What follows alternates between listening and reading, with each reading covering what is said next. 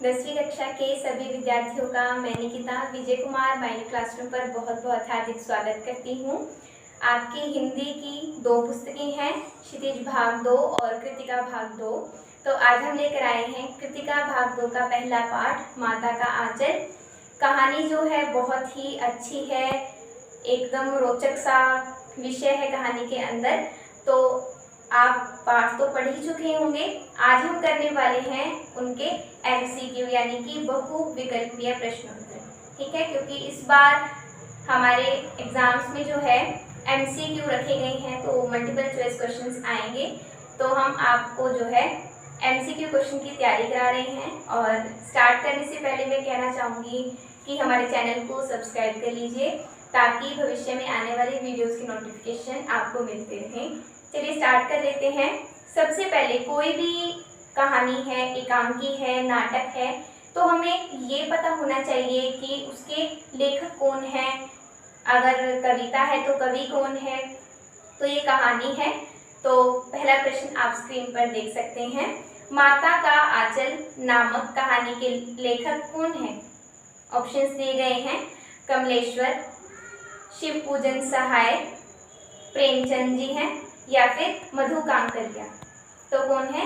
शिव पूजन सहाय जो है वो इसका सही उत्तर है। प्रश्न संख्या 2 देखिए। लेखक जो है बचपन में माथे पर किसका तिलक लगाया करता था?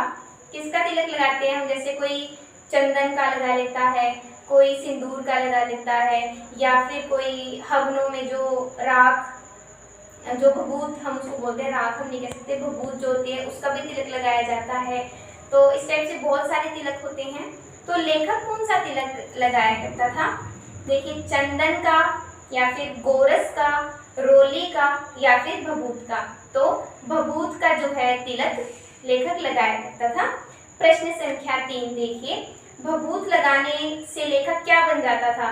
भभूत जब वो लगाता था क्या बन जाता था? श्री कृष्ण, श्री राम, राजकुमार या फिर बम बोला। क्या बन जाता था?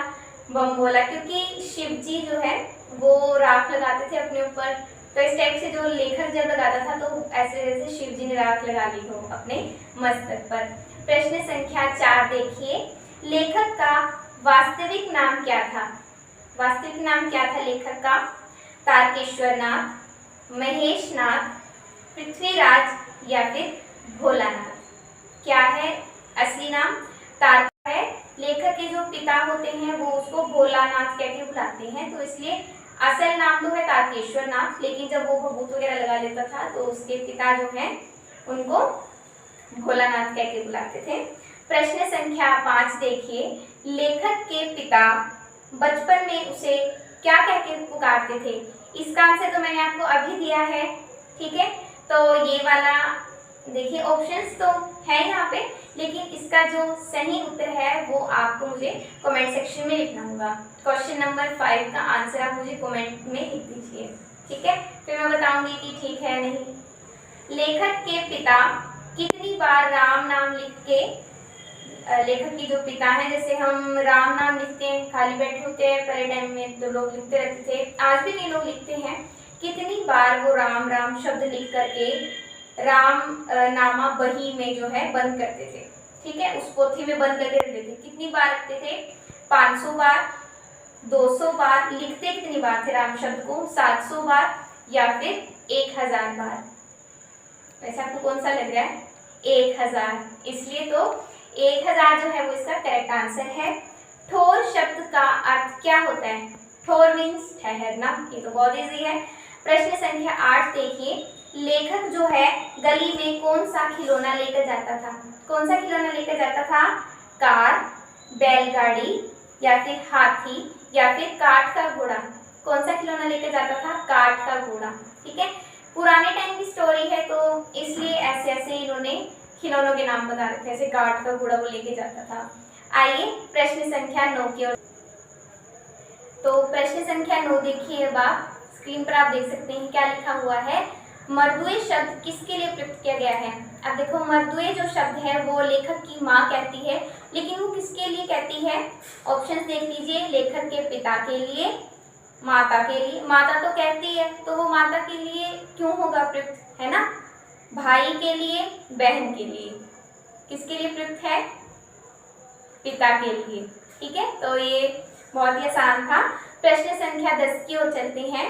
बच्चों की शिकायत किस व्यक्ति ने की थी? किस व्यक्ति ने की थी बच्चों की शिकायत? लेखक के पिता ने, बाग के मालिक ने की थी, या फिर मूसन तिवारी ने की थी, या फिर लेखक की माता ने की थी? मूसन तिवारी ने की थी। ठीक है, क्वेश्चन नंबर 10 जो है ये मोस्ट इम्पोर्टेंट है कि बच्चों की शिकायत कौन करता है? मूसन तिवारी करता है। प्रश्न संख्या 11 देखिए, चिरोरी करना। चिरोरी करना इसका है, तो देखिए ऑप्शन देखिए आप, चिढ़ाना, ख नकल करना, ग चोरी करना, और घ विनती करना। विनती करना, किसी से रिक्वेस्ट करना, वो होता है चिरोरी करना। ठीक है, प्रश्न संख्या 12 देखिए, भोलानाथ को सबसे अच्छा क्या लगता था? छोटे बच्चे होते हैं, उनको क्या पसंद होता है? खेलना ऑब्वियसली, तो भोजन करना, पढ़ना, पढ़ते तो कम ही है, तो खेलना जो है वो सबसे ज़्यादा पसंद होता है, या फिर सोना। तो खेलना जो है इसका करेक्ट आंसर है। वो बहुत खेला करता था बचपन में, अपने पापा के साथ वो कुश्ती भी खेलता था, और गली में जो है वो अपना काठ का घोड़ा भी लेके जाता था। जैसे और भी बहुत सारे काम बताए हुए हैं लेखक के।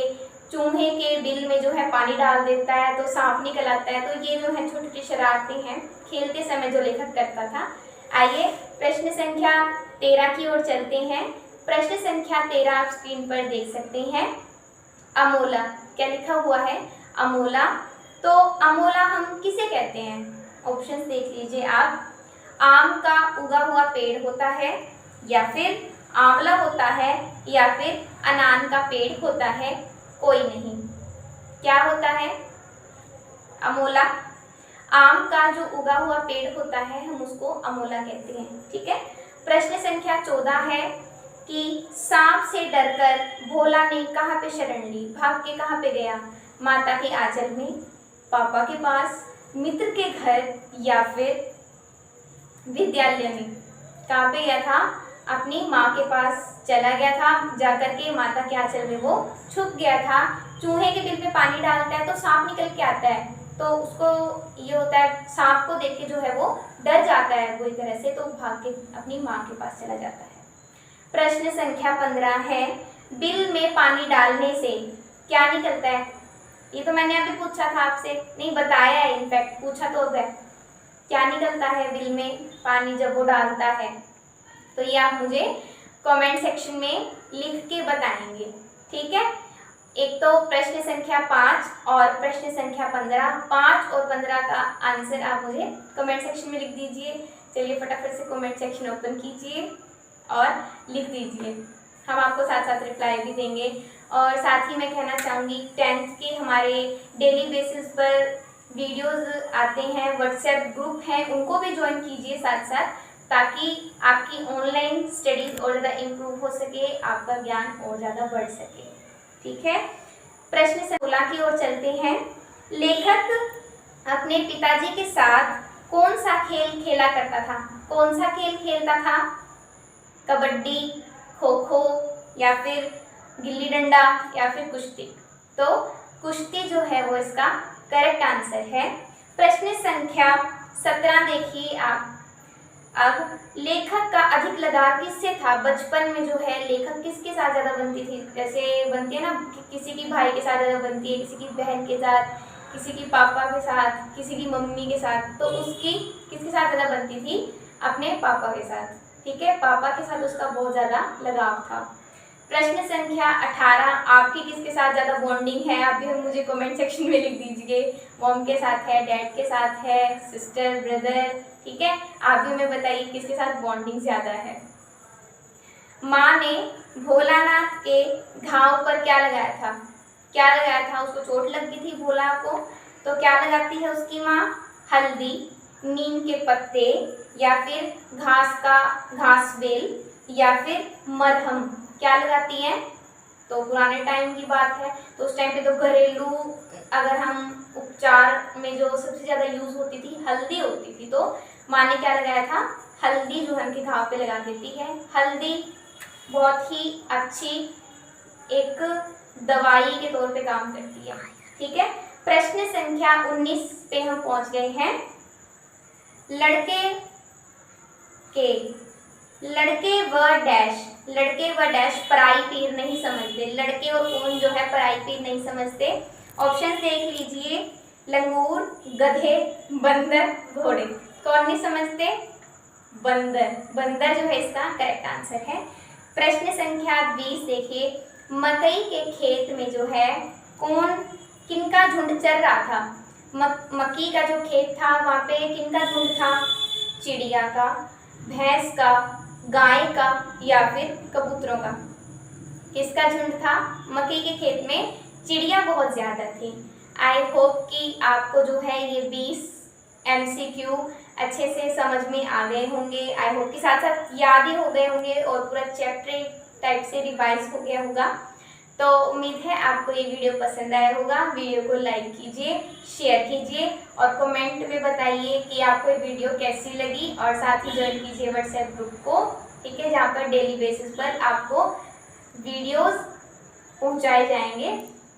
तब तक के लिए धन्यवाद।